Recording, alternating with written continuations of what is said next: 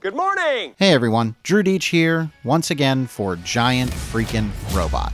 In 2024, I saw this commercial for the failed video game Suicide Squad Kill the Justice League. It was your standard commercial fare, celebrities centered for comedic effect. We get to kill the Justice League. Let's go mess up the spandex! In an attempt to shill something soulless. But while I was watching it, I thought, this is creatively on par with plenty of actual movies these days. That led me to start using the term ad movie when describing certain projects on the horizon. With the overwhelming success of a Minecraft movie, I am Steve, and some recent casting news that I'll dig into later, I think it's time to accept that pop culture has embraced the ad movie in full.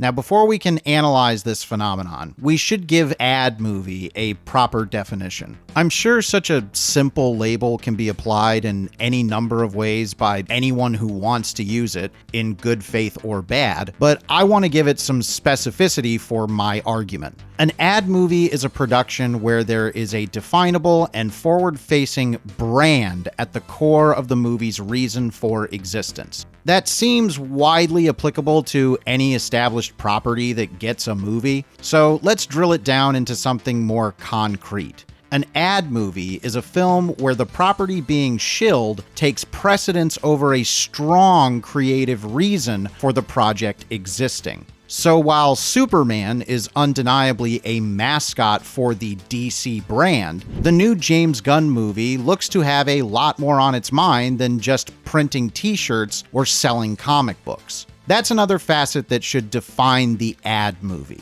The film exists to filter viewers to another centralized medium of the brand, therefore acting as an advertisement for another product. This is why so many video game movies feel doomed to come off as ad movies. It's why it's rare to see video game movie adaptations that make strong enough arguments for their existence as cinematic narrative experiences. They are not actually meant to be that. They are supposed to act as an impetus for you to play, or rather buy, the game. This isn't limited to video game movies. I'll be shocked if that John Cena Matchbox movie doesn't fit this bill. But they face the toughest uphill battle with ad movie issues because they are baked into the very nature of that kind of adaptation. The last bit of definition is a murky one that I don't feel completely married to, but given that the Suicide Squad Kill the Justice League commercial is the thing that set me down this path, I think ad movies in this context should only apply to live action features. Naturally, you can lob worthy ad movie accusations at the Super Mario Bros. Movie. Do not touch that mushroom, you'll die! Or the Angry Birds movie. But the art of animation itself is such a different medium for expressing ideas, and one that is unavoidably more artful by its mere nature of being drawn. In my book, ad movies are flicks that come off as extended Super Bowl commercials, comedically focused, celebrity loaded, and filmed in live action for maximum human presence in the most inhuman artistic endeavor possible, an ad. First, think Borderlands, and now you're getting it. With our definition in writing for everyone to argue about, it's time to see exactly why we've embraced the ad movie as a culture. While there have been plenty of ad-focused films and productions over the years, the ad movie doesn't really hit peak saturation until Barbie. Now, to be clear, Barbie does have all the features of an ad movie, but like most things in Hollywood, it's the exception to the rule that everyone wants to copy. But they do so by doing everything wrong that Barbie did right. Barbie is intrinsically an ad movie, but it finds plenty of worthwhile creative and thematic reasons for existing, even if it never fully sheds its ad movie nature. But it made all the money, so it's going to be a template moving forward for studios. Which leads us to another massive success and the biggest case for the ad movie definition: a Minecraft movie. I'm not here to debate the perceived quality of that flick, but I will say that welcoming it into serious film discussion points towards how we've become more and more accepting of feature-length commercials as legitimate cinema about the human condition. Which brings me to some recent casting news about Street Fighter. With every new bit of info that comes out, it becomes clearer and clearer that this new attempt at a movie version of the iconic fighting game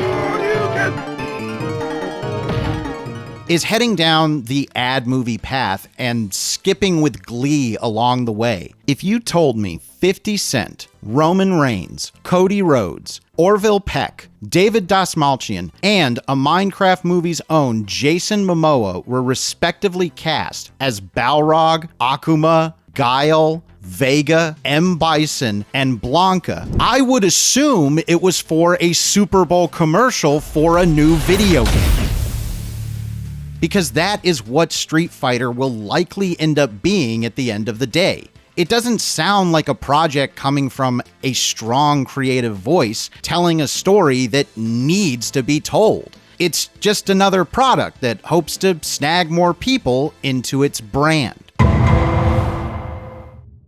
Advertising and marketing are an unavoidable evil in a world where art must be filtered through capitalism. But the hope is always that artists are able to push something through the system that makes a case as more than just content or product. Maybe Street Fighter will surprise and illuminate something profound about humanity. Anything is possible. But if the reaction to Street Fighter's stunt casting is any indication, people seem excited for a 2-hour Super Bowl commercial, regardless of its endgame quality. I guess that's the future we've decided to hook our cultural wagon on. For all the complaints I see about things like AMC theaters warning customers about excessive advertisements before the feature presentation, upwards of 30 minutes, that same audience sure seems to line up around the block to watch the new ad movie. Are we about to see a world where Bratz gets reappreciated as a misunderstood masterpiece? Until that day happens, you can listen to me put on my shill voice as I ask you to check out my articles over on giantfreakinrobot.com. And if you really like me, join the YouTube channel as a member and you'll keep me from starving to death. Other than that, do all those YouTube things. Like the video, yell at me and tell me why I'm wrong in the comments, and subscribe to the channel to keep me from ever having to do a sponsored ad read again right here on Giant Freakin' Robot.